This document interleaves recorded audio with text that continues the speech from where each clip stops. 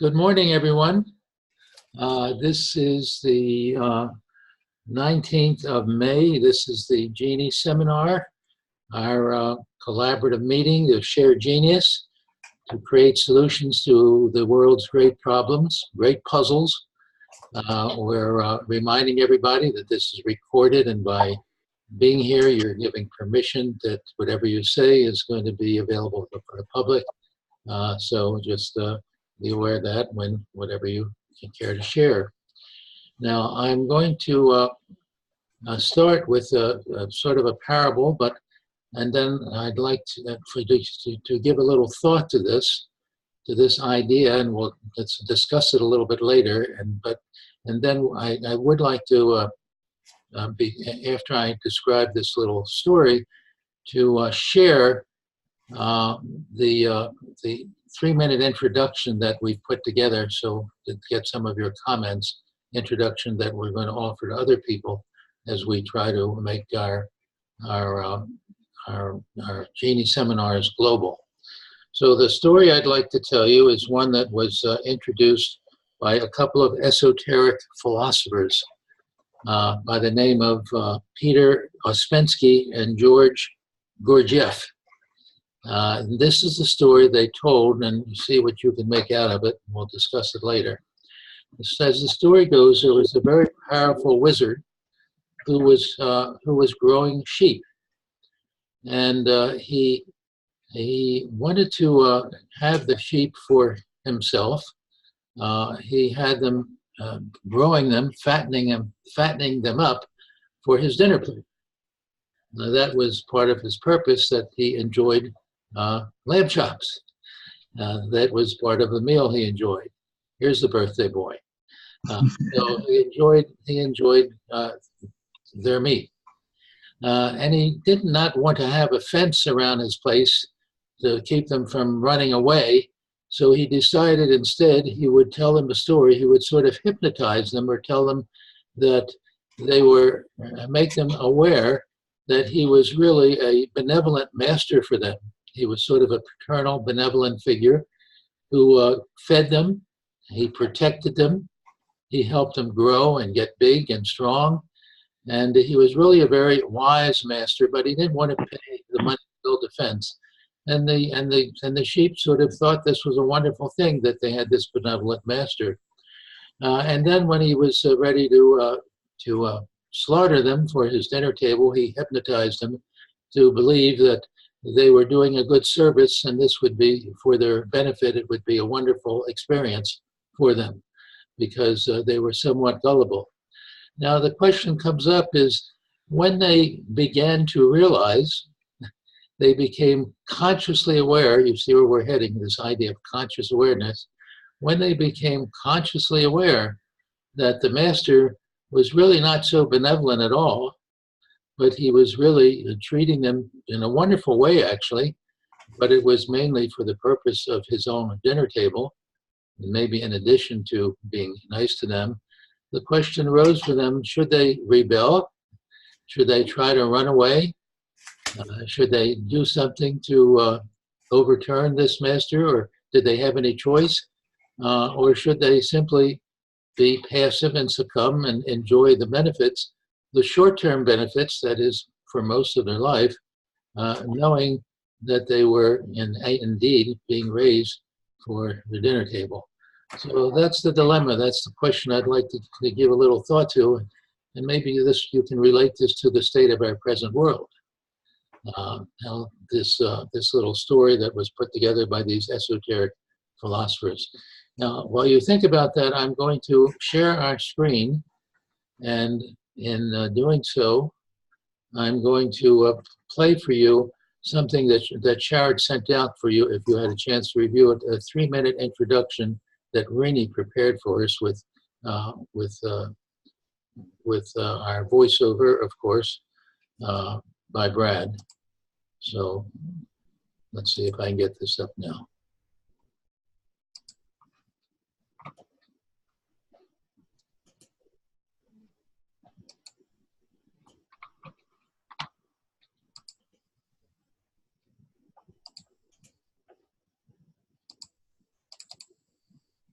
Here we go.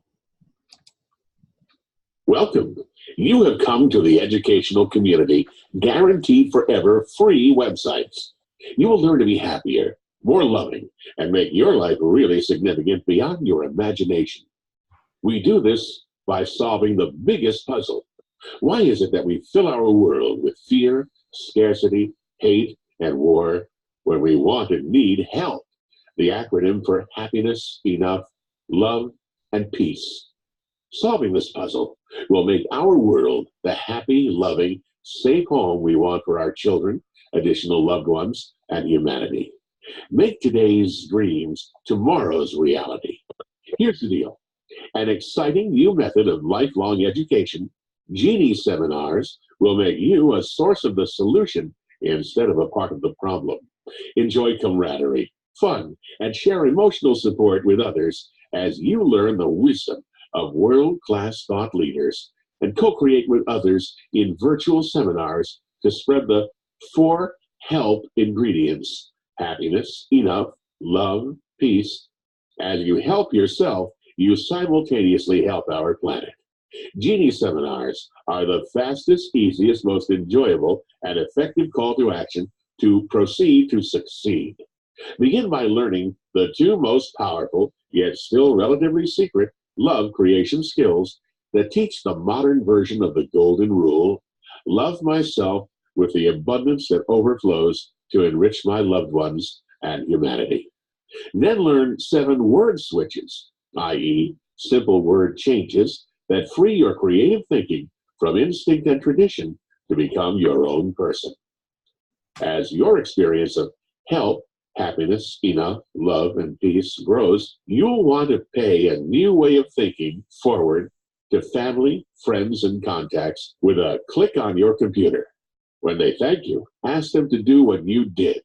Each Reach One, Teach Many teacher, that is you, can start a domino effect that will circle the world. A 1 million-member movement of Einstein's World Peace Army is sufficient to teach the newer way of thinking to our 7+ billion world citizens. Are you ready to make a difference? Click www.peace.academy to get started. Begin by learning the 7+2 formula.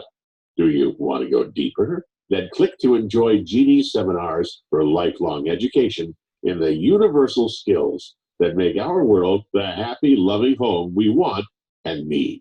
Enjoy 4 free books that update the story of us to identify our higher purpose. We are humane becomings in the process of elevating ourselves to higher levels of moral, spiritual fulfillment. I encourage you to go to www.peace.academy and start your lifelong education in the skills that matter. Welcome.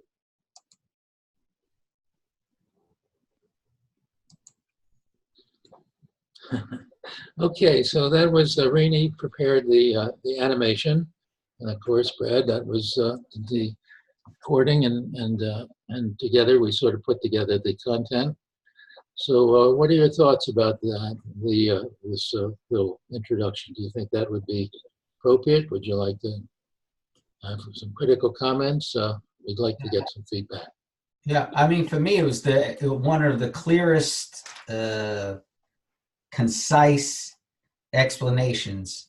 Really made you feel not just come and save the world, but really provided the what's in it for me and why should I do this in a very clear and concise way. Really excellent.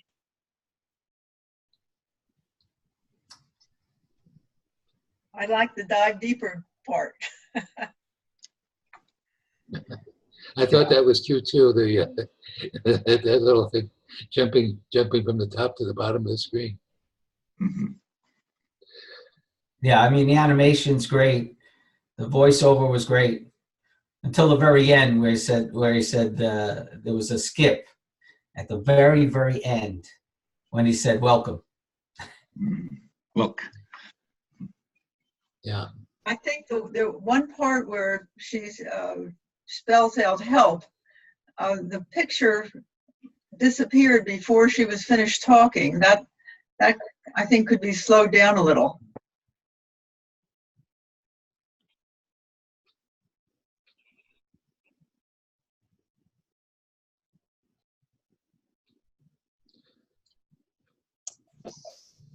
What is the the circumstance or the setting that this would be presented to someone, or someone would be directed to this? I'm just wondering how this message stands out from the barrage of other messages that people may get. Is this sent to someone, or is someone asked to receive this? Or how does this? What's the frame set of the person who's looking at this? Well, we would probably have some hooks sent out. If, for example, if we did any radio shows or had any opportunities to be on video, or we were reaching out to other people, saying that we'd like people to, we have a free program to offer. We could do it through advertisements and say, please come to our website where you can learn to be a part of the solution, make our world a more wonderful place to live, that type of thing. But many people are concerned about the state of the world. People are interested in these, we think they're interested in these four qualities: happiness, especially happiness, love, and peace, and particularly happiness and love, a little less in peace. And the enough part is sort of just an essential part of it in order for us to get along better if people share instead of just try to dominate. So the idea would be, we just want to send out a hook to people through various means, the media, advertisements, or whatever, saying we have something free to offer you, and you will be able to participate in making life better. And then when they come to our website, this would be what they would see, essentially. And we have another shorter, even shorter cartoon that we would offer as well, that maybe you've seen, but we'll introduce those another time. But we have a couple of 1-minute presentations as well. One of the questions I think that that Josephine has raised, that even 3 minutes is too long here. Maybe we can. Yeah. Well, that was the other thing I was going to say. 2 minutes is usually the attention span for quick videos. Educational videos usually come in 2-minute spurts. That's the sort of amount of attention span you get. I wonder if, just in following the notion that timing is everything, I wonder in a virtual world where everyone is looking at lots of hooks that get sent to them to pull them in, hooks that often look good, and people are kind of now programmed or are now thinking that many of these are nefarious, which they are. So I guess, in answer to my question, it sounds like you're providing this as kind of a cold call, or you're offering it to someone, but to groups of people who might not have any particular question they're seeking to answer or have any predisposition to look at this. And I'm wondering if there's a way of, honing down on groups or individuals who, via their internet activity or some other activity, have identified themselves as people who might be interested in this message. People involved in other groups, or that you've kind of networked with, that or people involved in churches or peace groups, but I think just to receive something on the internet, where people are generally suspicious about something free and something nefarious and something that's going to hook them in, I wonder if it might be worth thinking about, how do you get this to an interested population as opposed to everyone? I think that's a very good comment, question actually, because the thought would be that we want to go to the low-hanging fruit first. There are a lot of people that have already expressed an interest in peace. There are a lot of self-help gurus out there and people who might be looking for something they can add to their service. So, that Zoom has offered us 50 free licenses. The fact that we can go out and offer people a way to be involved in groups, create a group like Katie and her friend want to be starting, that when they start these groups, there are already people who I think are interested, and we would start with that group. Well, I think that Pacey has pointed out something that is very, very accurate and very significant, and that's targeting. You know, you can go a couple of different ways. You can spray it out like buckshot and see where it all lands. But if you target it to people who are more likely to have an interest in the subject matter, you're more likely to get them to listen to the message all the way through.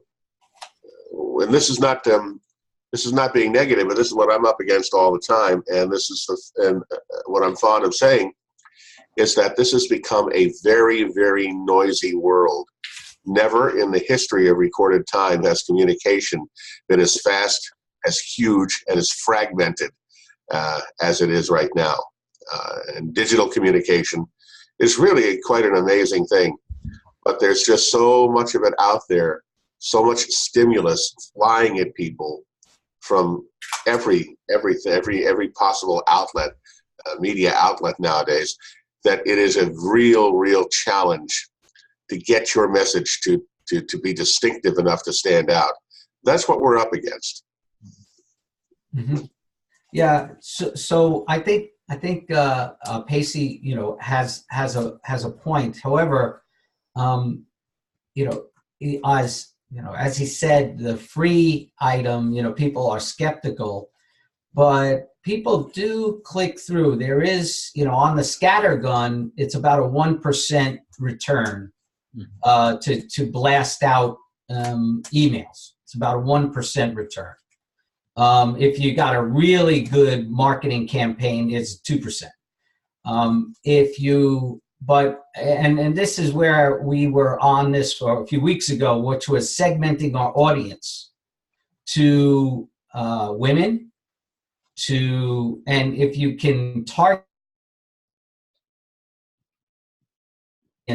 who is most likely to receive it well. And I think we were coming down to, back a few weeks ago, it was women, and you know, I forgot what we had said back then, but I know women were part of it as you dissected the audience. And you'll get a much higher return there if you do target your audience better, right? We know this is a science, you know, it's in marketing, it's a science to be able to do audience segmentation. So leave it there, but I if we shorten it, put it on the website, I think you're going to get a good response from it, because it's not onerous. It's loving, and you know, they can go and look at it and see what they get. When they find out it's really free and it's really good, they'll stay. So, you know, if you get 1% of the population of the world to come, it's pretty good, in my estimation. Is there something like you know, I'm sure Jack Canfield has a website, influencers that you've with. Would any of those people be willing to put a button or a link? Well, that would be one of our goals, to see if we can get people who have already have large followings. There are a lot of people who have large followings who would be willing to give us a plug by putting a button and say, try this. Or even better, they would just incorporate it into their own program. If people, for example, are interested in yoga, or they're interested in let's say, in women's rights, for example, I think, at least my impression, I think you'll agree with me, that what we're doing here are really generic skills. The skills of happiness, love, and peace will enhance any other beneficial act that people are doing. People were having a program on cancer, for example, or breast cancer, or preserve your heart, something for exercise or good eating. This kind of the 7+2 formula and the recordings, if they were to listen to these recordings, they would enhance what they were doing.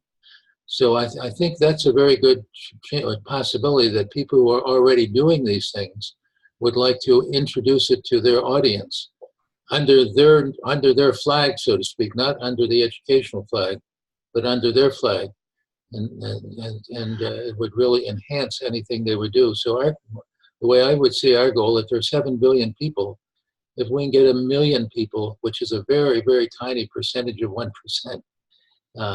teaching this, it will spread very rapidly, because I think it will enhance that. Once you get 50 groups of 8 people in those 50 groups, some people in each of those 50 groups wanted to start groups. You see how it could multiply very rapidly, and I think that would be the strategy. It makes me wonder if schools and universities might be a fertile territory for us to work with. And boy, if you could even get colleges and universities who do so much with video, with online education nowadays, to offer this in return for course credits. Wow, you might really be able to get the message out that way. Yeah, that was the edX MOOC thought there, and I think that's still a very viable one. If you go out to edX, it's just EDX. You'll see how you can start courses, or you could affiliate with groups. This is a startup by Google and I think Harvard.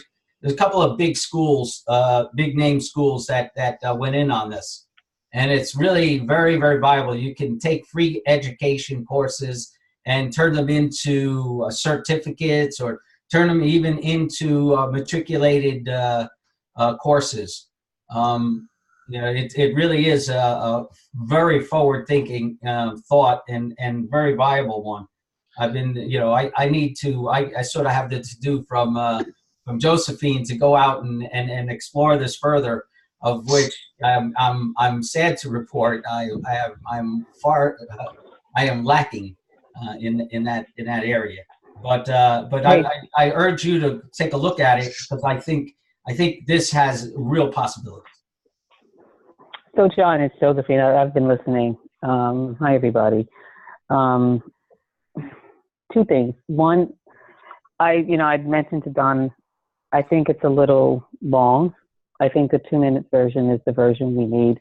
And I say that because I showed it around, and it was to a younger audience, and that's the impression. I mean, if you go out to any of the sites that target people who are web savvy, more than 3 minutes, it's a short movie.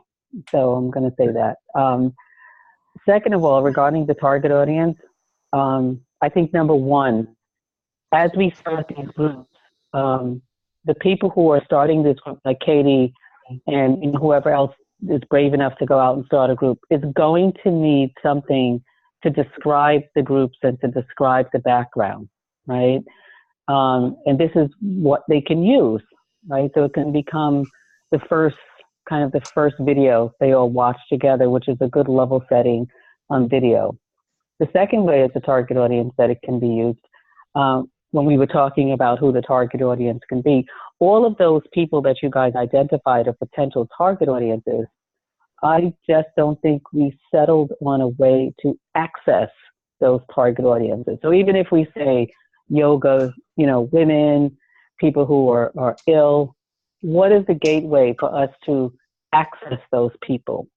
So I think we need to start thinking about the influencers and the people in our circles that we know. If we think this is serious, how can we leverage those networks to start sharing the message?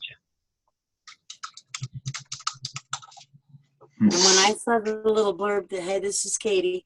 When I saw the blurb, I thought, oh, that is the fantastic advertising I need. I am assembling, I was thinking Bob and I were going to do it together so we could ensure that it wouldn't be too hard on anyone to be there every week. But he hasn't shown an interest, and he's got too many of his own ideas. So I told him, I don't know. It was like, if Bob is here today, I'm not going to write to him. But if he's not here today, I'm going to write to him and say, I think if you want to do it, it's great, but let's do it separately. So, I think it's just a great interview. Now, we're not holding me up, but I'm scheduled to appear. I'm on this grandmother circle that I've been on since a Phil Lane Junior class back in 2013. And I'm scheduled to present this before them in 2 weeks. And my hope was just that, because, you know, we have a circle and a lot of people want in our circle because it's this beautiful, powerful circle. So we have these grandmothers knocking on the door. And by consensus, just a couple of weeks ago, we decided that attrition, you know, it's time for attrition time. So, we're going to have new members maybe brought into our circle. I know there was a lot of discussion about branching out and doing other circles. So I'm like, yeah, you know, it's my time. I need to.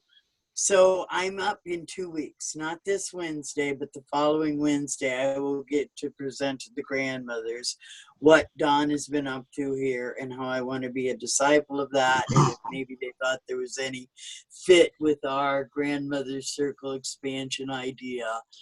And I know that Nina and Joseph absolutely love and support everything Don does. And so the Milagro World Center, you know, I also work with them and the good of the whole and kind of let them know what I'm doing.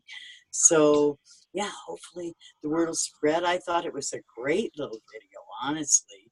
And then the metaphor that you started us with, Don, yeah, I mean, isn't that kind of where we're at? Is the sheeple saying, oh, wow, the frog's been, you know, turned up, the heat's been turned up. So now, but again, that apathy or, you know, what does one individual do thing comes up. So I just see a whole lot of dialogue emerging from this, and that's where I'm at and why I'm kind of dragging my feet. And, you know, I'm already scheduled to go to England in July. So that's another consideration I have about scheduling these weekly classes. And those are my thoughts this morning. Thank you all. Yeah. Very nice. You know, and when it really is what Harvard, a young professor taught the first course in happiness at Harvard, and it became so explosive that 1 in 4 people go through that course now at Harvard. It's the most popular course at Harvard. The same thing happened at Yale recently, where they've expanded it. So I'm very optimistic. Once we get in the door and get started, I think it could spread very rapidly because people are interested, especially in happiness and love. But it is the question of breaking through the door. That's part of the resistance, and why I brought up that little parable today, because I love the word that you mentioned, sheeple. we're sheeples. And it's the one that Josephine mentioned in a previous meeting, that we're like sheep. You know, I thought that's why these Gurdjieff and Ouspensky's, these esoteric philosophers' little story is so pertinent, because it really is sort of the state of the world. It's essentially what Barbara Marx Hubbard has been saying to us. That's the new news, is that we are not caught up in that old story, you know, where we have to get on our knees and ask for help. But the new story that Barbara Marx and now others are saying is we've been given, whoever this marvelous first cause is, what people call God is, has given us the abilities, given us a genie organ that we can develop our own prediction of the future. We can move ahead ourselves. And that's the key thing, I think, about this parable. But let's move on now, and we'll come back to this in future meetings and in our business meeting. But it is critical how we get moving on our program. But what are your thoughts about the story and the idea that I think this is really one of the most important ideas. I think it's one of my most creative ideas, the reality that we are basically asleep. You know, we're born asleep. We're born with the idea that what's important is making money and developing titles and fame, and somehow that what we really need is not so much what we have, which is a capitalistic society where we compete for having all the wealth and shutting out others. We really need more of a sort of synergistic society, a way that we cooperate with one another, and that's the way we go. So let's share our ideas now and see what we have to say. And Katie's saying, let's honor our circle.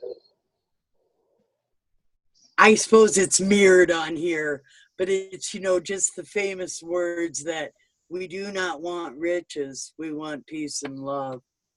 What Crazy Horse and the Sioux were trying to say all along, you know.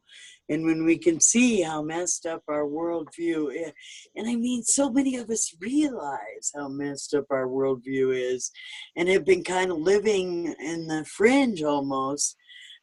I'm so excited that Marianne Williamson is running for president. I really think that she has so many good things to say about to the people, you know, I mean, to the people that have been thinking beyond the boundaries of the sheeple, the 1 or 2% that are breaking out of consensus and can think for themselves and are doing these peace circles that, you know, I know Don knows so many, have worked with Barbara and knows so many people. And Bob is another example of a 70-some-year-old who has worked with Barbara and knows so many people. And so I don't know, I'm just really optimistic. But I had to put up, yeah, we do not want wealth, we want peace and love. And it's not an either or, it's really a both and. There's nothing wrong with wealth. There's nothing wrong with having fame and having all those things. But remember the story we told about the Hawaiian incident, when it really came down to it, and at the last moment when the bomb is on its way, what was important to everyone was they would give up everything, all of their wealth, if we can only do something to prevent this.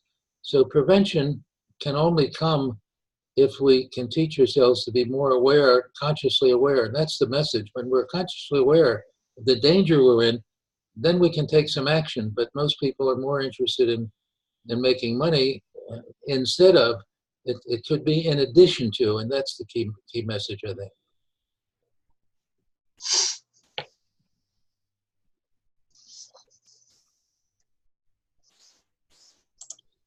I was thinking about the story, the Ouspensky story, and the going along, feeling taken care of, feeling that there's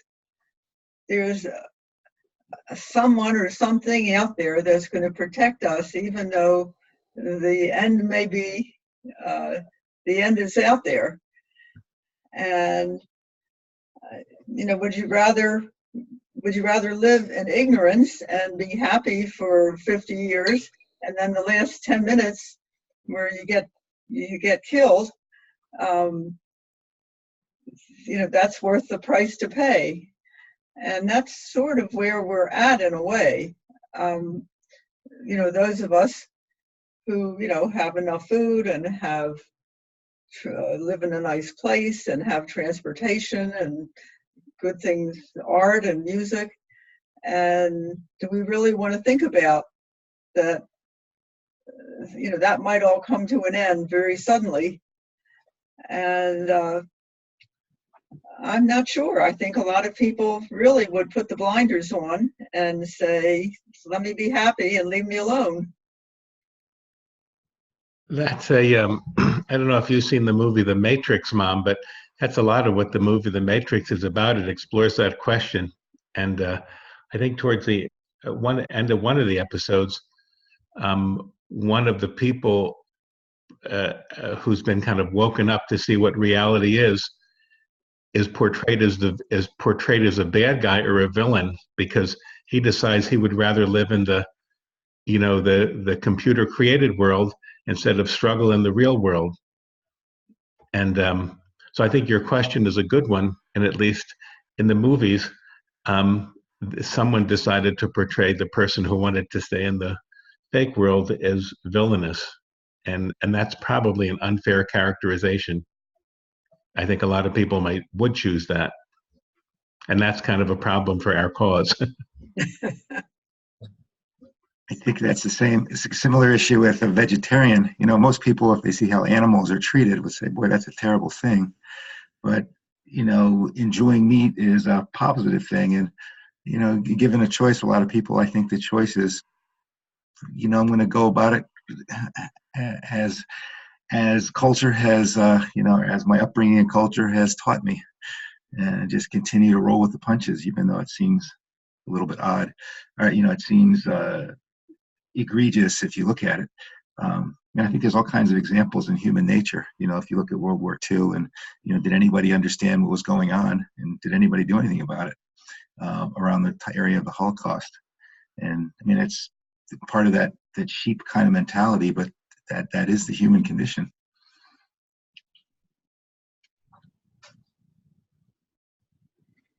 And I think that the issue of the Holocaust, even when it's pretty well proved and established what went on, after the fact, there are still large groups of people that say it never happened. And I'm not sure how they explain all the movies and everything, documentation, but they just say, it's like the guy, I remember a long time ago when they were just connecting the links between cigarettes and lung cancer.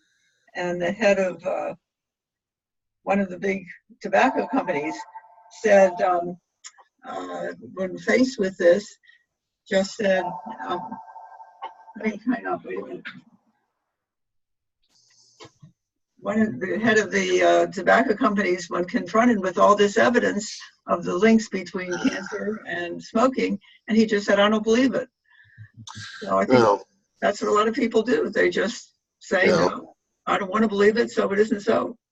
Well, you're up against that kind of thing too, and I know it makes me crazy on those rare occasions where I encounter somebody who will look me in the eye and tell me that the Twin Towers were brought down by the government, that the moon landing was fiction, and that the Holocaust didn't happen. And I just know, sadly, that I'm not going to reach these people with any kind of rational thought, and I just want to look at them and say, what color is the sun in your world, and exit the conversation. And we're not going to reach people like that.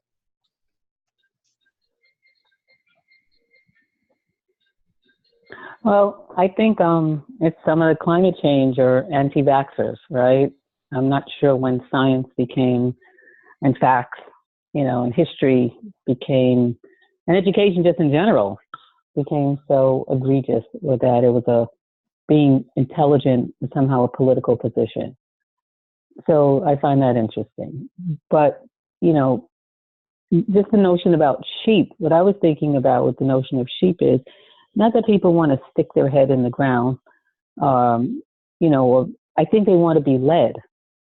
I think people are looking for guidance, and they trust that guidance, sadly, like sheep, because they trust their leaders to be good people, that if you rise up to that level, they expect for you to have a certain type of moral character. At least we used to. So when I thought about the word of sheep, and happy birthday, Abby. I heard you join. Happy birthday. Oh, thank you. Very happy birthday, Abby. When I was, Don't send him lamb chops. No, will not at all. I just was thinking about the notion of the world is looking for leaders, moral people, of good leaders to help lead us into a brighter future. That's what I was thinking. And sadly, I do think people are sheep. So, but go ahead. Sorry. No, I didn't mean to interrupt you. Where are we today, though? I'm just curious. Do we think that most people think others are altruistic, or do we see the inherent good in them and are willing to go along with them because we think that their default position is a good one, or do we think that most people are out to flim-flam us and we automatically distrust anybody that approaches us with anything? Do we think they're trying to get over on us? What's the default feeling nowadays toward this sort of thing? Well, I think for me, I'm still a believer that, the human is what is human nature. I think most people, one-on-one,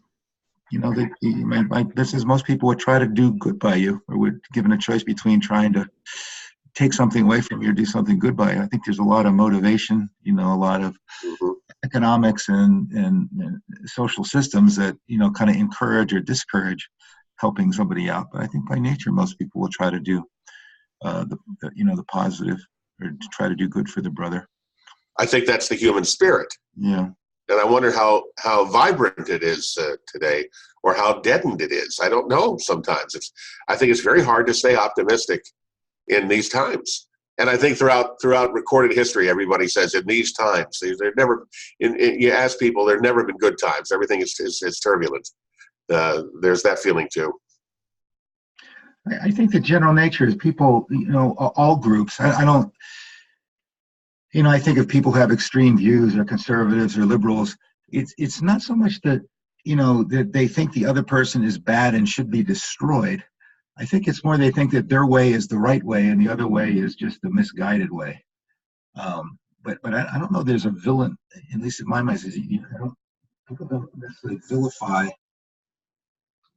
Well, maybe they do.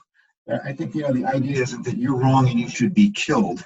It's really that, you know, I'm right, and, you know, the way that you're looking at things just doesn't make sense, and you're just misguided. But it's not that you should be destroyed because you have a different view of thought. That's sort of my view of how the conversation goes in America. And I also believe that a good argument is still very persuasive. You know, somebody says, well, here's why I think it, and they actually give reasons and cite, you know, reasons that, you know, understandable. You know, I think my mother should, you know, you should hold a child's hand when you cross the street, because, you know, that the cars are coming fast and a child can't react and really does get run over. Somebody can understand that and will change their behavior accordingly, especially if they see somebody almost get run over. You know, if you just say you shouldn't do it because I know best, and you know, you should do it because I'm your mother and I tell you have to do it, and it's just through threat, you know, you might get some people who will listen, but it's not nearly as influential as, you know, appealing to some people's internal sense or internal understanding of the way the world works. You know, if I could say it's bad to be you shouldn't be a vegetarian because it hurts animals is one thing. If I say, well, here's a picture of, you know, a meat farm or how stuff is raised, you know, what do you think of that? You know, it makes it more real. Or, you know, that the bombs are coming in and you actually have to react to it. Right? I think you have to be careful of that you have to be reactive, because everybody sort of says, you know, whatever they have is if it's taken to the conclusion, is awful. And I think in anybody's view of the world, you know, if what they say comes to fruition, you know, that becomes convincing. But the problem is that everybody has a view that's not necessarily consistent with each other. What will happen if their view becomes reality?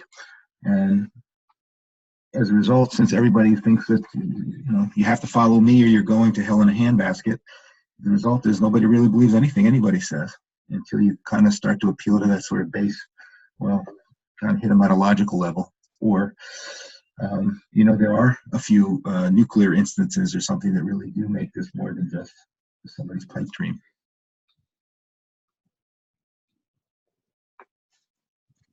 Kate will weigh in on this. I think that, and I know people are inherently good, and everyone is doing the best they can with what they know and where they come from. But I know they're stuck within that cultural, this is what I know, this is what I've been taught, this is the Lutheran church I serve, or, you know, whatever that narrow road they've been serving on has been. It's kind of hard to break. It's that same, you know, as Avi was saying, that it's my way, you know, and I got it figured out. This is the way to do it. It's hard to break out of those mentalities and kind of see the bigger picture. But I think it's exactly, you know, these dialogues that help you do that, and that lead to us teaching our children this deductive logic, that they can see the consequences of, you know, oh, well, I just need to be observant.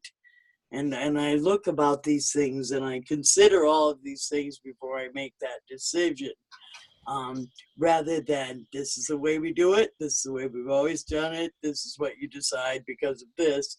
You know, I guess just that, to have that conscious weigh in with everyone. I think Don, the way he helps us look at the way we're addicted to the way we think, the why and the how and the whole how the brain works, and then the new science that shows how the brain is so plastic and moldable and malleable and growing and learning throughout life. I just think that, you know, all of the goodness in people, and if you can help them break beyond the confines they've been exposed to and open their mind to have conscious conversation, I really think we're on the verge, on the precipice of a evolving culture that does discuss more than just what's good for me for now. So, I can attest to you, here in rural America, everyone, I mean, people are excellent. People are good. Everyone is doing the best they can. But like I say, they're just kind of stuck in their family or their situations. And those are some thoughts from me. Thank you for listening. I'll return to talking about it. Thanks, Katie. Yeah, I always go back to a famous TV program, Hidden Camera, and if you go back that far, and you know where they would hide a camera and put somebody out there that didn't know the camera was there, and they'd see how they acted. Well, and I believe that's where our evolution is really at. Is in the light, when people will act a certain way, and when they're alone, they are different. I don't know if different, but they will, their true self will be bring this up is that although, you know, when there is a disaster, people unite. I think the true nature of the human being's evolution is still back in the hidden camera thought, is that when you're alone, you're going to be you. And who you really are is going to come out. And I think that's an interesting thought as to you know how evolved our species is, where we need to get to a point where we're truly act as the same being, whether you're sitting alone or sitting exposed. Right? I'll stop it there. So what did they do? I don't know that show. Did they act good or Oh, bad? there's youngster. Hey, youngster, we have. I'll say Johnny was candid camera. Hidden camera was after Candid, you're right, not hidden camera, it's candid camera. You're right. Okay, you're as old as me. Thank you. Josephine, it was, yeah, candid camera, where they would hide a camera, and then they would, you know, create a scenario. Some of it would be, leave somebody's pocketbook there, or put somebody in a position where they would either do the right thing or the wrong thing. And some people did the right thing. There were a lot of people that got caught doing the wrong thing, right? Doing the what you shouldn't do, right?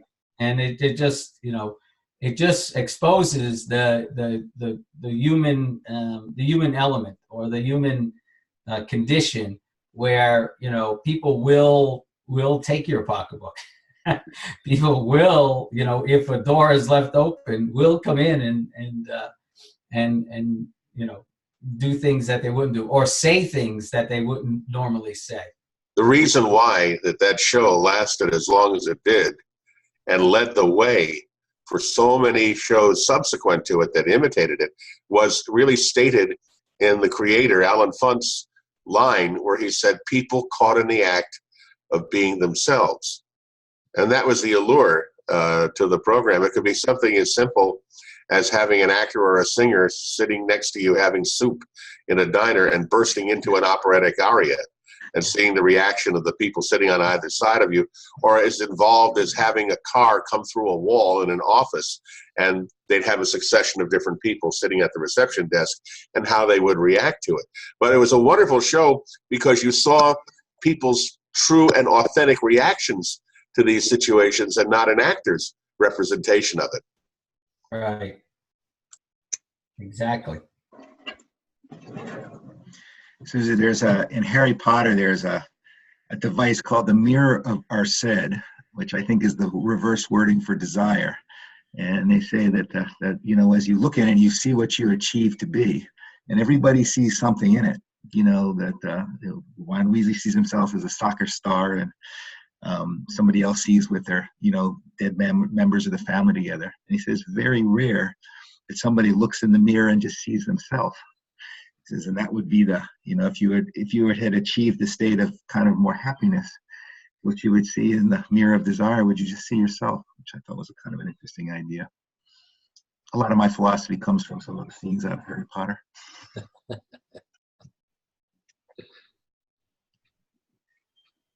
Well, some of it comes from Candid Camera too, so. Well, all of this stuff gets at, how would you approach if you're trying to convince and persuade people? I guess understanding what some element of human nature would kind of inform you on what your challenge is. Well, think of those sheep.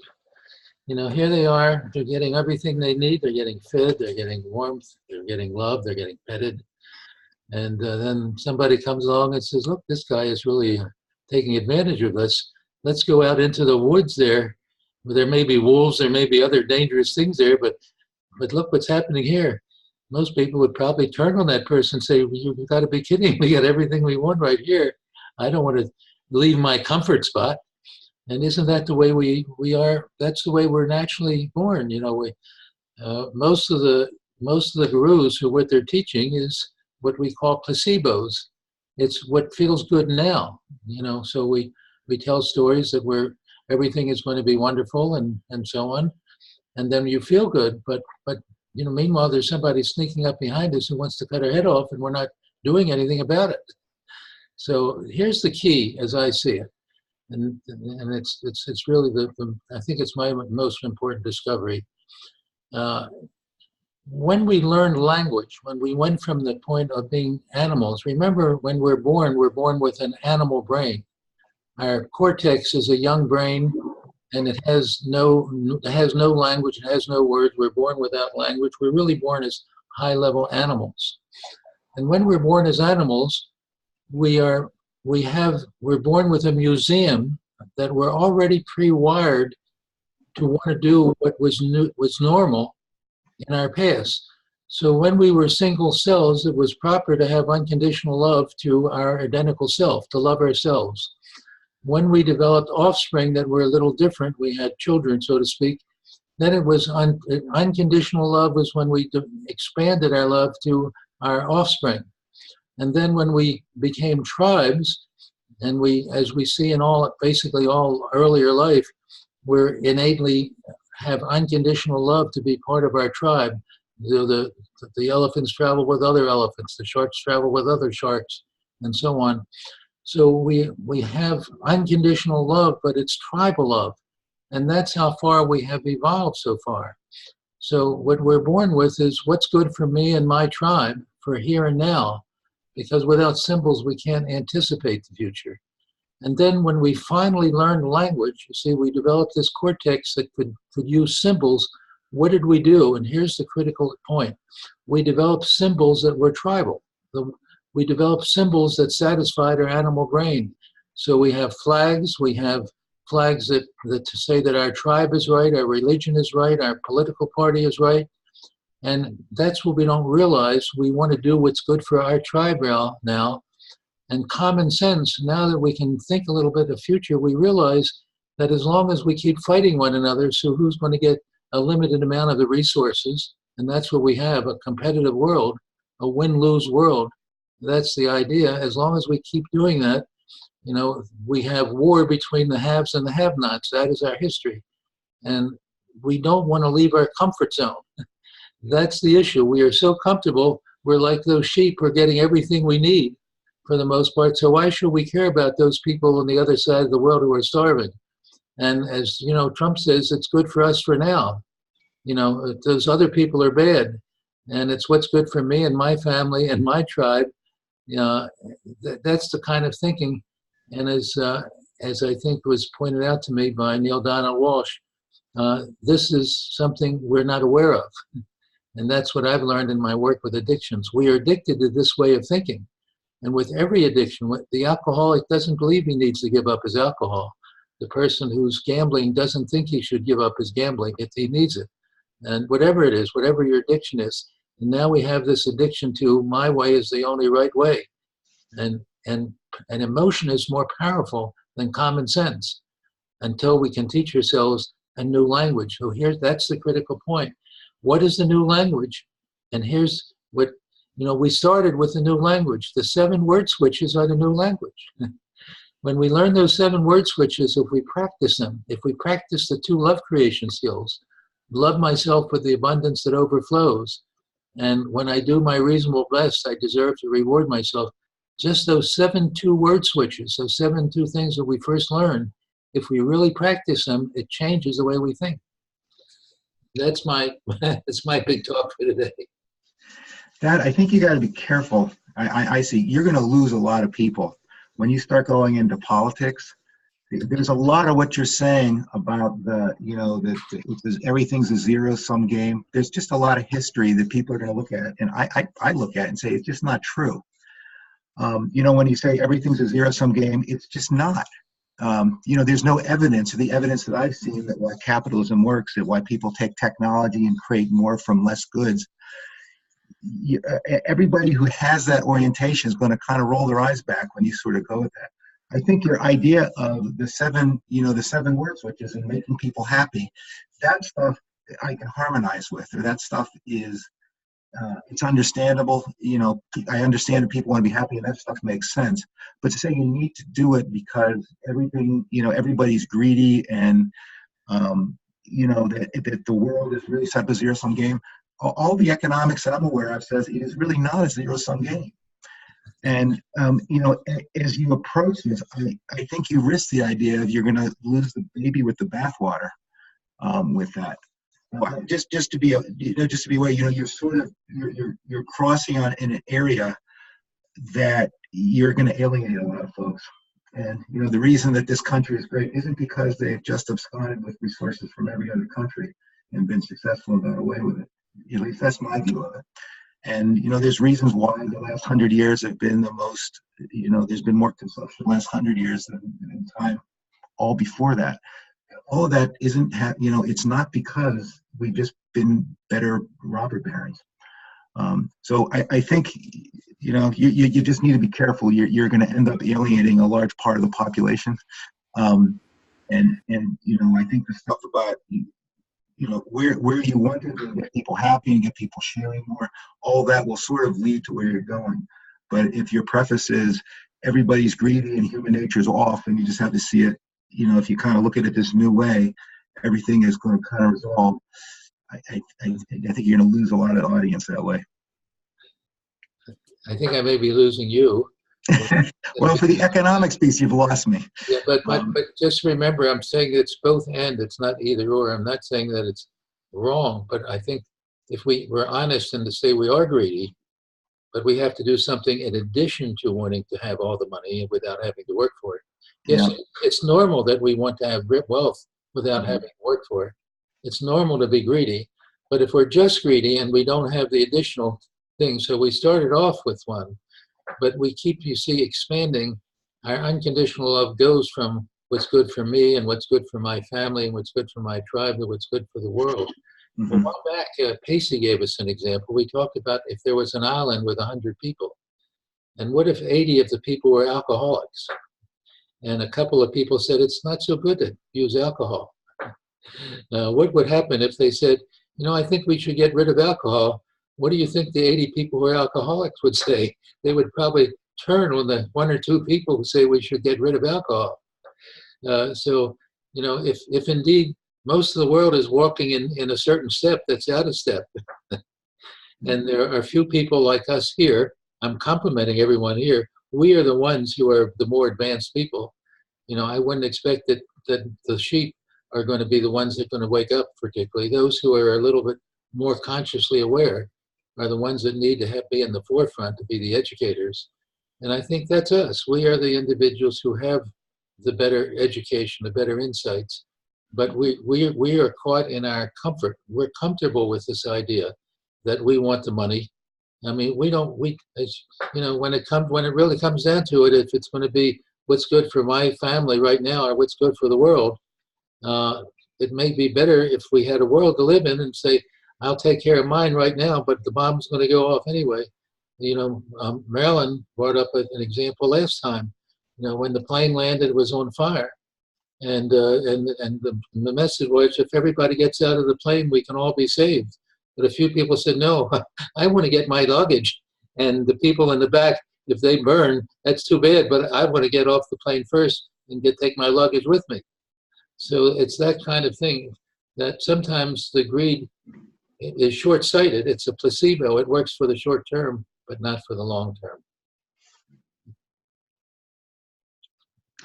I think just to maybe clarify and endorse a little what Abhi said, I think the zero-sum game applies to the whole picture.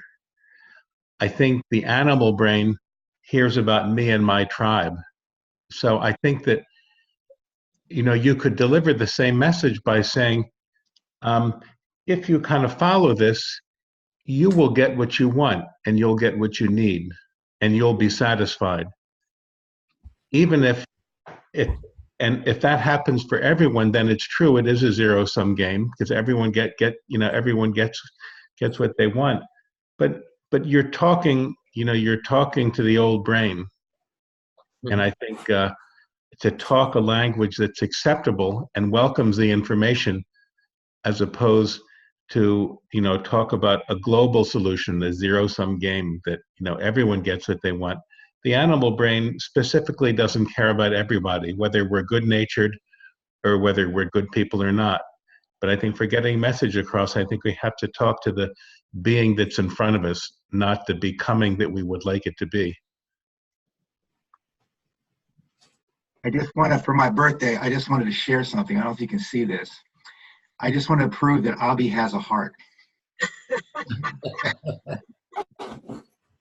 It looks pretty small.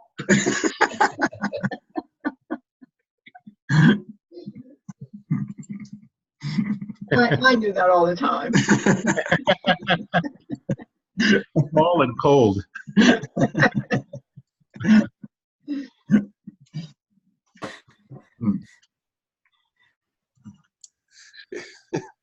I didn't see it beating. That's right.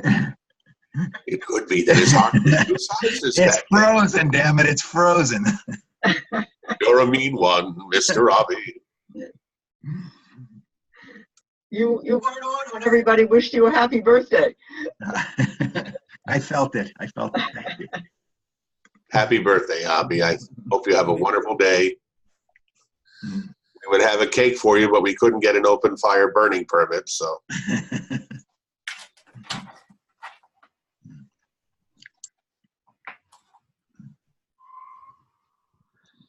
Well, Right.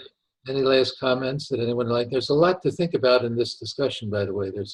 These are some of the really important points that we're dealing with today. These are the kind of issues that most people don't take time to think about or talk about. And yet, unless we think about them and talk about them, there will certainly not be any solutions. We'll just keep going on the way we've been doing. And the way we've been doing in the past is we resolve issues by a series of wars. And what's so different today is that there can't be another war because the next war will end everything. We've always had wars where there's a winner and a loser, or at least there's cure that always follows the war. Wars are followed by cure. Now something has happened different in the world that we've never experienced before. And how can we deal with something that we've never experienced, except if we've always in the past experienced things by making errors and learning from our errors. And what Einstein is telling us, all of a sudden, for 3.5 billion years, we've learned by trial and error, but all of a sudden something has happened we can't learn by making another error. If this event happens, that somebody pushes the button, there is no second chance anymore. And until we wake up to that and realize it, we just go ahead, and we don't want to get out of our comfort zone, and we don't want to start as the people did in Hawaii, when all of a sudden they were confronted with this is the end, then they were ready to change everything. Don't give up everything right now. It's just let me survive. But until that happens, we want to stay in our comfort zone. What's good for me? What's good for my family? And I agree with you that it's the most difficult thing to change, because emotion is more powerful than intellect for the most part. Even though we understand something, most people know that the foods we eat there are better ways to eat that would help us to live longer, but one of the hardest things is to keep to a diet. Most people who smoke, they have a kind of an understanding that it's been well documented that smoking isn't good for your health, but as long as it's more comfortable, we'll work at it later.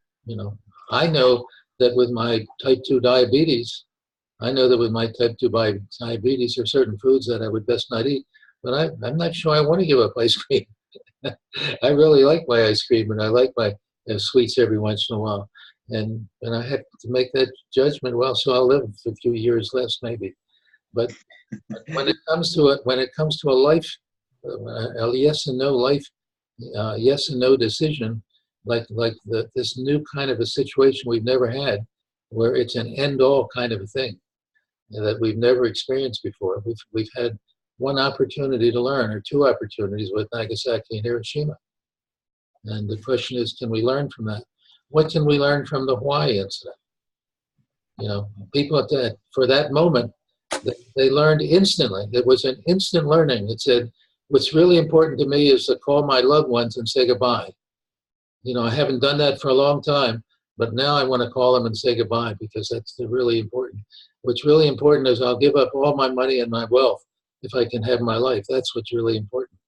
But as soon as it was declared a false situation, but our experts tell us it's not a false situation. It's just a little delayed. All the experts are saying it's only a matter of time before somebody will push the button.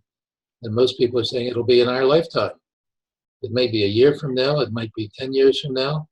It might be tomorrow. It might be in the next 10 minutes. I mean, most people who are knowledgeable know that. They say this is a fact that we just don't want to acknowledge. It's a little like the Trumpism,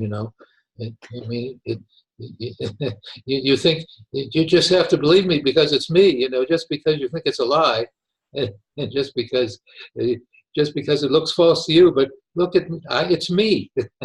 You got to believe me. I'm their president. So I'm already showing. Look how wealthy I am. So I must be the right person because I've got all this money, and I'm so powerful. So you want to be like me, don't you? I mean, it's that kind of thing. So what are your last comments? But we do have a lot to think about, I think, in this kind of discussion. There's a lot going on here. Now, Pearl, if you said you haven't said anything, maybe you'd like to comment?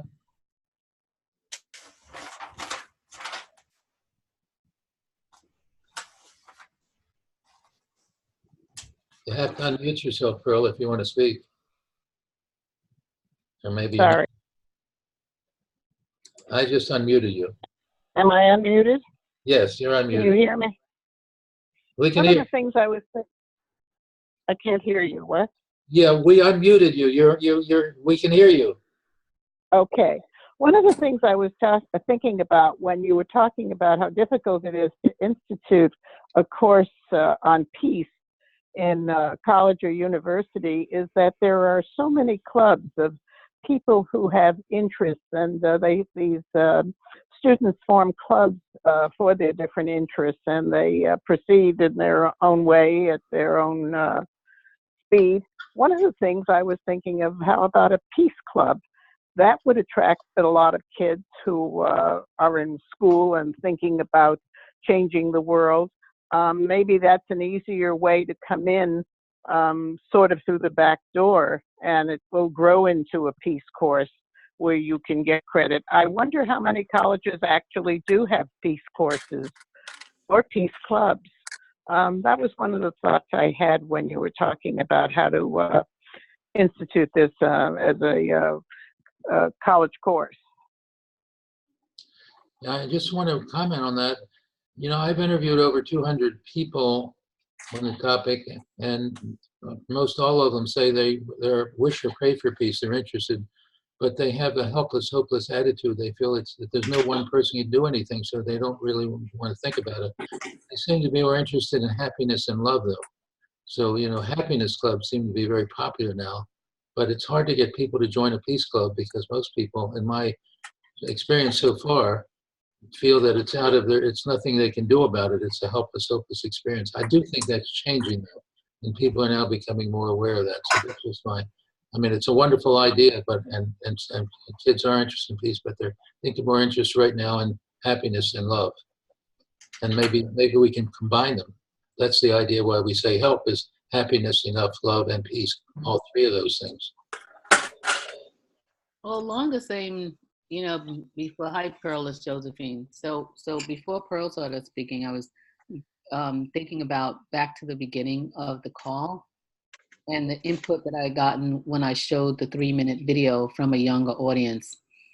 And it was two things. One was that, yeah, I mentioned that they thought it was a little long, and it was they thought it was repeated. That's why you could have said a lot. You said that some things, you know, more than once.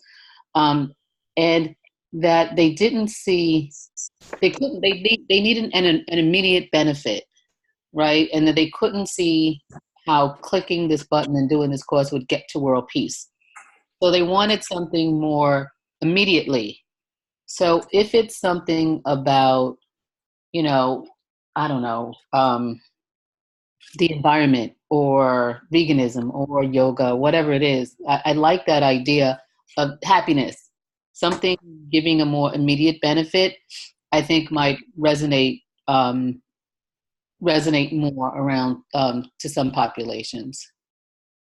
I agree with that. I think happiness, let's see, am I on mute? No, happiness is the thing that would catch me. All those other things are a little too abstract for me to sort of say, yeah, I'll click this to get enough, or I'm going to click this button to get peace. Or what's it, help, happiness, enough, or I'm going to kick this to get love. I think happiness is the one that resonates with me, that would cause me to click something.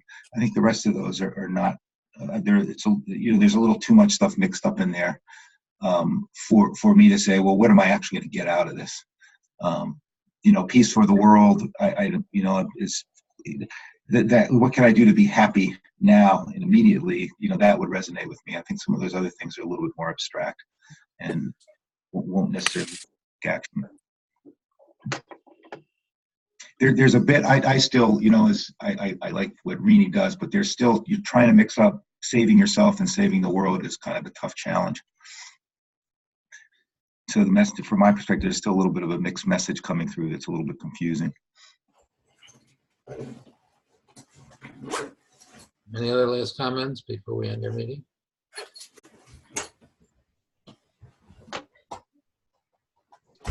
Okay, well, there's a lot to think about here, and obviously we haven't solved our problems yet, so I'm back next week. If we keep at it, part of, I think, the message here is when you have a difficult problem, it's unrealistic to expect you're going to solve it in 2 minutes. That our expectations, I think the comment is absolutely correct. We're dealing with an animal brain and trying to teach it common sense. But it's very difficult to do that when it's really interested in the basic needs of the animal brain. What's good for me right now, for me, and at least for me, and maybe for my family, and maybe for my tribe. But it starts off with the most basic thing: what's in it for me? And of course, happiness would be one. And the one that's been most popular so far is the worship of money. The thing that's interested people, let's face it, the thing that most people are preoccupied with in today's world is the most immediate thing: money. Money is today's symbol for the source of power. So we're caught up in the need for power, and in today's symbolic world, money is our basic source of power. So most people are still preoccupied with how do we make more money and get more money and so on. And then the people who are getting the most money, the wealthiest people like Gates and let's see, who's the other? Bezos. I'm sorry? Jeff Bezos. Well, the most wealthy people are now saying, I think it's time to give some of my money back. They're talking about, recently you saw in the newspaper in Connecticut, a lot of the wealthiest people were writing to the governor and say, we want to pay more taxes. You know, when you get to the point where you realize you have more than enough and the world is falling apart, and what you really need is safety and protection. Once you have all the money you need, and money isn't going to buy you that safety if somebody wants to kill you, that people are saying, oh, I'm willing to pay more taxes now. That's really revolutionary, but it's happening. Okay, so we're going to continue at our business meeting without Sharon and without Basu, but we have some important things to discuss. So I'm going to stop the recording and say thank you all and have a very good day. And again, happy birthday. And anybody else, and let's make every day a birthday for us. That's really yes. And we'll start with Happy Abby. birthday, Abby. Bye-bye.